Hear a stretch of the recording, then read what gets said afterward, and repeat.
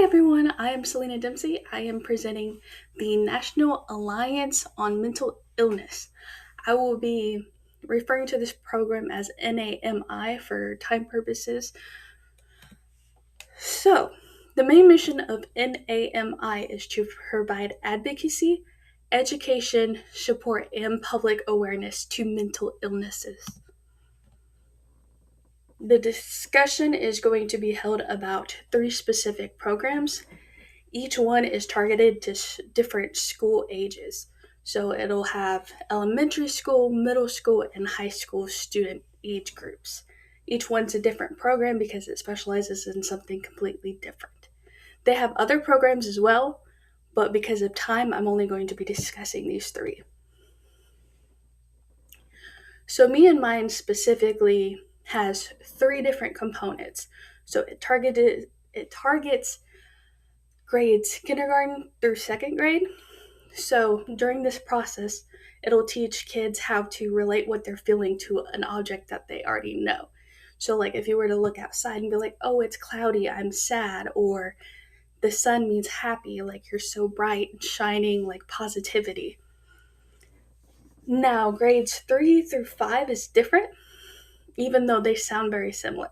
So, for grades 3 to 5, they understand that you can feel more than one thing at a time, which K through 2 builds up to because you're able to identify what this looks like. And 3 to 5 is how you express that you feel more than one, how to determine that, hey, I'm upset genuinely, but it's because of these two reasons, not just one overall thing. And then grades 6 through 8 puts everything into perspective. So it's like trying to find a solution to why we feel like this. Oh, I feel like this because somebody said this, and therefore I can change something that doesn't necessarily mean that they are wrong, but it means like, hey, maybe I said something hurtful, or maybe they didn't realize what they said. So, next program targets middle schoolers, and it's referred to as FLEX. So, it stands for Flexible Learning for Adolescents. No, my bad. I am so sorry. It stands for FLAIR, which is Flexible Learning for Adolescents. So it teaches you that, hey, these might be some symptoms to look for, or hey, just because it's called mental illness, it doesn't mean it's just one thing. There are loads of different symptoms, signs, different degrees for certain things. Of course, like they're not going to overload a seventh grader. They'll work on it throughout the entire time they're in school. This helps either kids who deal with it at home that don't know that, hey, your parent's going through something, but it starts to make everything make sense at home. Like, oh, my mom might be doing this because deep down she's hurt, she's in pain, and like just kind of how to correlate their lives around that.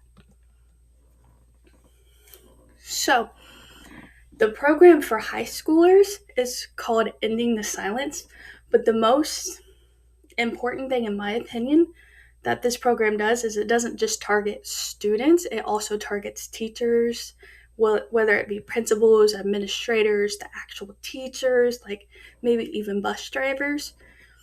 But there's also a selection that you can make to where they will talk to your family and let them know, hey, whether it's a family member or the student themselves going through something, these are the resources you can use. These are free to you. You don't have to do anything.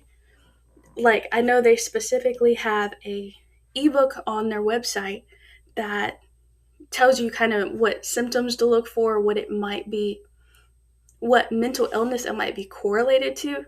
Granted, don't go thinking you have a PhD, but it'll at least get you on the right basis so you know how to handle either your family, your friend, or whoever else might be affected by mental illness. So, the main reason why I think NAMI is important is because of how drastic suicide trends are becoming. Because people can't properly communicate that we need help, we don't feel okay asking others for help because we don't exactly get the responses that we need. Whether it be just like somebody to talk to, they might try to brush you off because that's how they speak, but that's not what you need specifically. So, as I talked about earlier, there is a place on the website underneath the Friends and Family tab where you can get a free ebook to learn more about mental illnesses, free resources, and stuff like that. They do have a 800 number that you can call. Volunteers answer the phone Monday through Friday between 10 a.m. and 10 p.m.